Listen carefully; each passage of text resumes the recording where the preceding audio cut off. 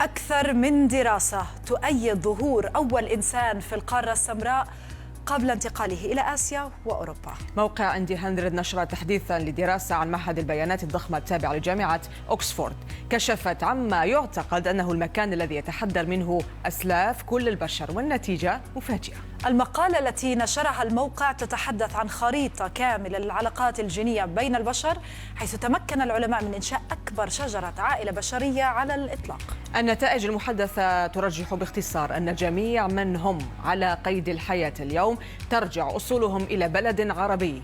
هذا البلد هو السودان.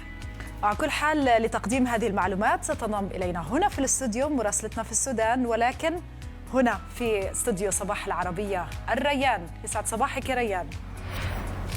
صباحك أحلى نادين. شجرة العائلة العملاقة أو أكبر شجرة عائلة في العالم تربط نحو 27 مليون شخص من حول العالم أحياء وأموات، ما يعني سلالة واحدة تتعقب أسلافنا جميعا. وبحث أجراه معهد البيانات التابعة لجامعة أوكسفورد يكشف كيفية ارتباط أفراد العالم ببعضهم البعض. نجحت النتائج في استعادة الأحداث الرئيسية في تاريخ الجنس البشري وتطوره، بما في ذلك الهجرة من أفريقيا إلى آسيا وأوروبا. يمكن أن تكون للنتائج تطبيقات في الأبحاث الطبية، بما في ذلك تحديد العوامل الوراثية والمخاطر المرض. الفريق يعتبر أن شجرة عائلة البشر ستكون أكثر دقة في المستقبل، وستمكن الباحثين إنشاء خريطة واحدة موحدة تشرح أصل جميع التنوعات الجينية البشرية التي نراها اليوم. ومن الخرطوم سألنا الناس وسألنا السودانيين على تعليقهم على الدراسة القائلة بأن أسلاف البشر من السودان. نتابع ردود الأفعال. السودان بؤرة العالم، واقع في منتصف العالم، ده ماشي ساهل. ده دليل انه يكون الانسانيه او البشريه ابتدت منه. في دراستنا في علمنا الاكثر يعني ما لقينا حاجه زي دي اصلا، يعني انه يكون اصل البشر من السودان. الدراسه دي انا بالنسبه لي يعني هي منطقيه شديد، لانه اول شيء التاريخ القديم او السودان من الدول اللي فيها التاريخ القديم، يعني مثلا الاهرامات اللي في السودان، اللي في نهر النيل، اللي في البجراويه. اذا هو فعليا في اتجاه بتاع دراسه بدا زي ده، من الافضل انه الناس تواصل في الدراسه حوله، لانه فعليا السودانيين محتاجين دفعه زي دي، لانه نحن يعني طوال تاريخنا الفات ده من المشاكل الاساسيه اللي قاعده تواجهنا انه احنا ما عندنا سرديه تاريخيه نبني عليها. لكن انه بحث فيه في جوجل انه السودان اصل البشريه، والناس شغاله عليه دراسات.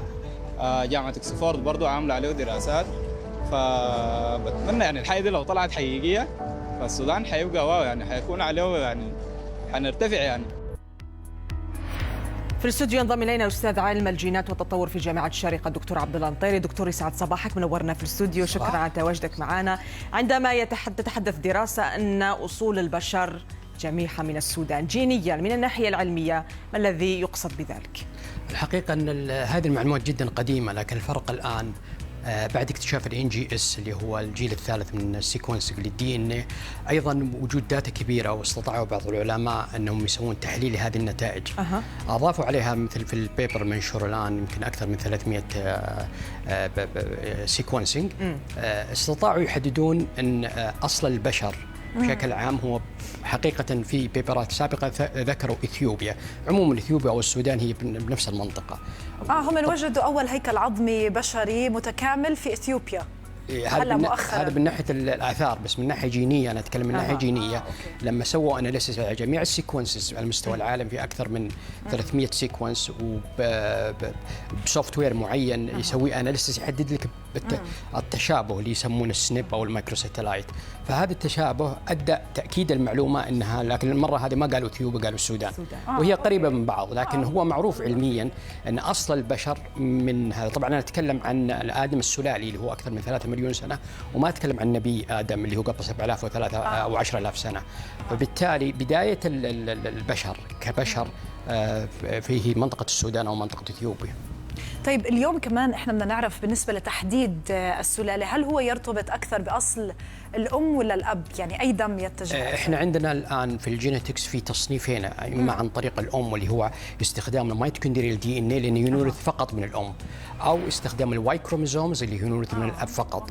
ايضا في نيوكليس الدي ان المخلوط ممكن 50% من الام و50% من الاب. يسوون دراسات معينه بحيث انهم يحددون مايكروساتلايت او ريبيتيشن معين او كوبي نمبر فاريشن، بحيث يعطيك ان مثلا العلامه الفلانيه اللي يسمونها الماركر متواجده في المنطقه الفلانيه. الان في ماركر معين خاص بالروس، يعني اي انسان تلقى فيه الماركر هذا فيكون هذا تابع للعرق الروسي وهكذا.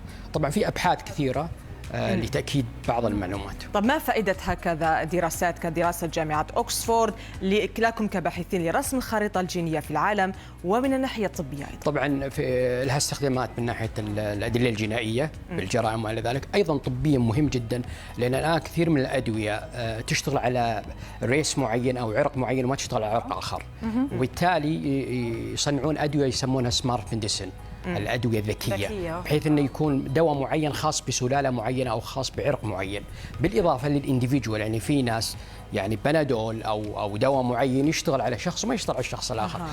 بالاكتشافات هذه وتحديد الماركرات من كل انديفيدوال، كل إنسان ممكن يصممون له دواء. يعني بكرة تروح المستشفى ما يعطيك دواء بنادول، لا يعطيك دواء خاص فيك بالجين مالك أنت.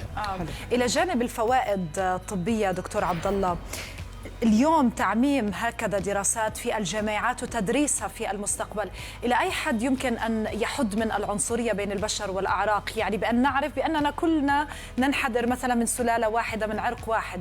نعم، هذا شيء أكيد أن هذا يزيد الوعي. يعني الناس اللي يقرؤون ويتعلمون سواء متخصصين أو غير متخصصين بالأخير سوف يجد أن الخالق واحد ونحن تقريبا نفس واحدة. صح. فما في فرق، اللهم بس فقط بالظاهر. شكرا جزيلا لك. حدثنا هنا في الاستوديو الدكتور عبد الله النطيري، استاذ علم الجينات والتطور في جامعه الشارقه. شكرا دكتور، نورتنا. شكرا دكتور.